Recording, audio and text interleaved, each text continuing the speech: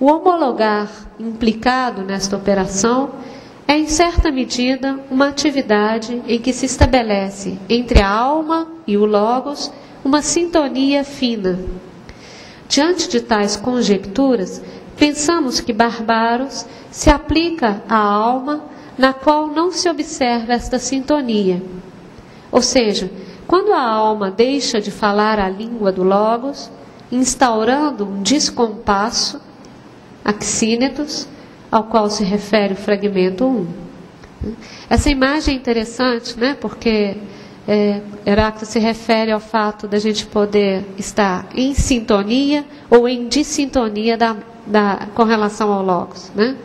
Então, não é porque eu escutei o logos que eu estou em sintonia com ele. Eu posso não estar em sintonia porque eu não escutei, ou mesmo depois de ter ouvido, continuar não estando em sintonia. Né? Como alguém que quer dançar forró quando está tocando rock, ou dançar samba quando está tocando valsa. Né? Então é um descompasso. O fragmento de Heráclito diz o seguinte: deste logos, sendo sempre, os homens se tornam descompassados, quer antes de ouvir, quer tão logo tenham ouvido. Pois, tornando-se todas as coisas segundo este logos, né? Então logos como um princípio ordenador do cosmos, que preside a ordem de todos os eventos cósmicos, né? Pois, tornando-se todas as coisas segundo esse logos, a inexperientes se assemelham, embora experimentando-se em palavras e ações. A gente faz um monte de coisa, diz um monte de coisa, né? Se experimenta no dizer e no agir, mas como inexperientes, né? Por faltar exatamente essa sintonia. Então, a inexperientes se assemelham, embora experimentando-se em palavras e ações, tais que eu discorro, segundo a natureza, distinguindo cada coisa e explicando como se comporta. Aos outros homens escapa, quanto fazem despertos, tal como esquecem, quanto fazem dormindo. Termina aqui o fragmento. A amplitude aqui adquirida pelo homologar chama atenção para o fato de que o descompasso não é apenas a manifestação de um estado de ignorância, de um estado anterior à escuta do logos, mas pode ser também o estado daqueles que, após o terem ouvido, permanecem descompassados. Portanto, não basta ouvir, nem com os ouvidos externos, nem com a percepção inteligível. Mas é necessário também uma outra operação, mais fina e sutil, que assegure a compreensão do que se ouviu. Isto nos lembra a situação de Édipo na tragédia de Sófocles antes referida. Édipo, que gozava da visão sensível, mas era incapaz de ver, e Tireses, cego, que, embora privado da faculdade da visão, do sentido da visão, era capaz de perceber. A visão, como a audição, parece comportar diferentes efetividades que, embora diferentes, ou melhor, que embora dependentes da animação que imprime a alma no corpo, podem experimentar uma dissintonia que lhes cega e ensurdece, tornando cacós, mal, e axínetos, insensato, o testemunho.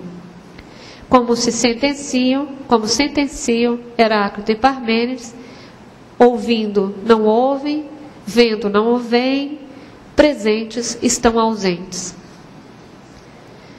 Ouvindo descompassados, diz Heráclito, assemelham-se a surdos.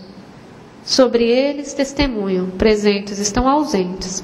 Considera como as coisas que, mesmo estando ausentes no intelecto, estão presentes firmemente. O par presentes ausentes de Heráclito, como o par presentes ausentes de Parmênides, põe em relação os planos do sensível e do não sensível. Com efeito, Parmênides discorre sobre coisas que não se encontram mais presentes em um momento posterior.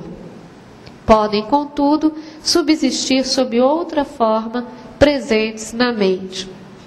Heráclito, por sua vez, alude à condição daqueles que, incapazes do homologar, vendo não enxergam, ouvindo não escutam. Em ambos os casos, apesar da diferença do que de imediato se encontra em questão, desculpa, me perdi. Então, a presença ou a ausência são, portanto, expressões de estados de dissintonia ou sintonia. No contexto do poema, estes dois termos referem-se a um outro modo de presença que não é mais aquela do que se apresenta aos olhos ou aos ouvidos, mas aquela do que se apresenta à mente. Não se trata mais de uma ausência ou presença física constatadas pela percepção sensível, mas daquela que somente se dá a perceber no e pelo intelecto, donde a possibilidade de que, mesmo estando presentes, possam de fato estar ausentes. Este jogo da presença-ausência traduz, a nosso ver, a dissintonia que se opõe ao homologar. Colocar-se em sintonia com o Logos equivale a fazer com que a alma, escutando-o, fale a sua língua e conduza as percepções à apreensão do que as coisas realmente são. Nesta perspectiva, o apelo de Heráclito e o de Parmênides convergem para uma advertência quanto ao que confere valor e limite às sensações. É o que se pode depreender também do fragmento de Heráclito reportado por Clemente. Muitos, diz Heráclito, não compreendem o que as coisas são quando as encontram. Não conhecem o que aprendem, mas parece-lhes que conhecem. Com efeito, entre o desejo de conhecer e o efetivo conhecimento se instaura uma espécie de hiato, pois o fato de perceber pelos sentidos as coisas à sua volta não garante àquele que percebe um conhecimento efetivo acerca do percebido. O conhecimento não se efetiva, embora se padeça da ilusão de ter conhecido. Faz-se necessário, então, estabelecer as condições que tornam efetivo o conhecimento de que se é capaz. Entre o conhecimento de fato e aquele que se pensa possuir, um aprendizado se impõe, o do saber ouvir, ver e falar. Segundo Clemente, Heráclito, reprovando a alguns por serem incrédulos, teria declarado: não sabem nem ouvir nem falar.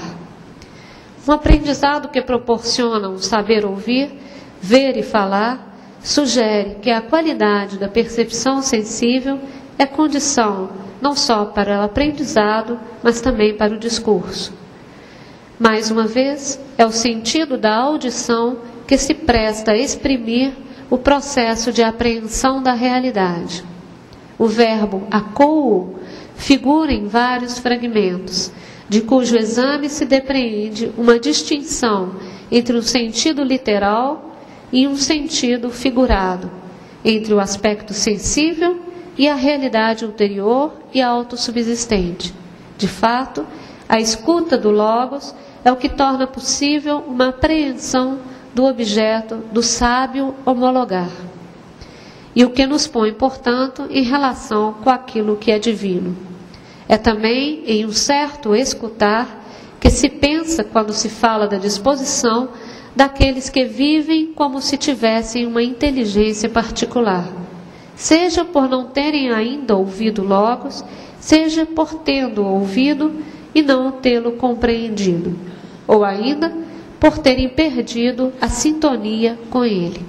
Assim, a ignorância do Logos não é apenas o fato de uma impossibilidade da escuta, mas de uma escuta não afinada.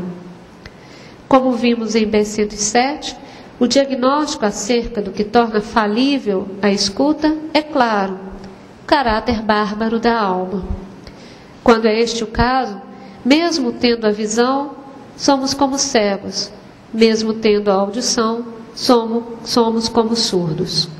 Em outras palavras, a simples posse da faculdade do ouvir não nos predispõe por si só a esta ordem de escuta capaz de nos pôr em contato com o Logos. Subsiste, pois, uma discriminação dos sentidos propriamente ditos, em sua capacidade de apreender a realidade do que é comum, em favor de um outro tipo de escuta e de visão. É desta visão e desta audição, o que nos parece, que se faz referência quando se diz preferir as coisas de que há visão, audição e aprendizagem.